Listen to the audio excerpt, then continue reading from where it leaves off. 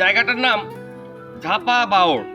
এই ঝাপা বাওড় নিয়ে অনেকগুলো ভিডিও করেছি, তার কারণ জায়গাটা অনেক বড় এরিয়া নিয়ে বাওড়টা, এই জন্য একটা ভিডিওতে কাভার দিতে পারিনি, এই জন্য অনেকগুলো ভিডিও করতে হচ্ছে ঝাপা বাওড়টা নিয়ে।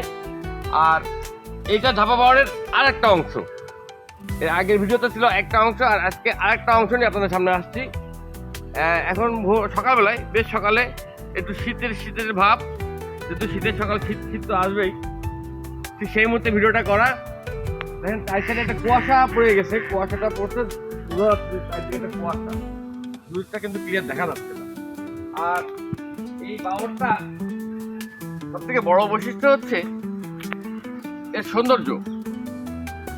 নদীর ওপার এবং এপার দুই পারের সৌন্দর্য হচ্ছে সব থেকে বেশি মানে মূল বৈশিষ্ট্য, এবং বাওড়ের জীব বৈচিত্র্য এবং এর যে অর্থনৈতিক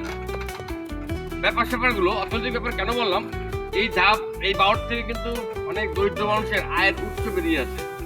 এখানে মাছ চাষ করা হয়, এই দেখেন জাল ফেলানো হয়েছে, দেখা যাচ্ছে জাল ফেলানো, এগুলো কিন্তু মানুষ এখানে মাছ চাষ করে, এবং এই যে নৌকাগুলো দেখছেন, অনেক দরিদ্র মানুষ এখান থেকে মাছ ধরে জীবিকা নির্বাহ করে।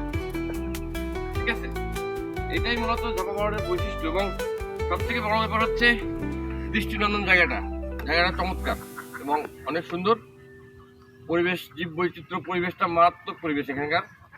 আর সব থেকে বড় ব্যাপার হচ্ছে ভাই, যে দরিদ্র জনগোষ্ঠীরা এখান থেকে যে জীবিকাটা নির্বাহ করতেছে, এবং এই বাওড়ের দুই কুল ধরে অনেক মানুষের বসতি গড়ে উঠেছে। উপরে একটা মূর্তি দেখা যাচ্ছে, এবং মূলত এই বাওড়টা নিয়ে মানুষের জীবিকা, এখানকার সৌন্দর্যের সরাসরি চারিদিকে।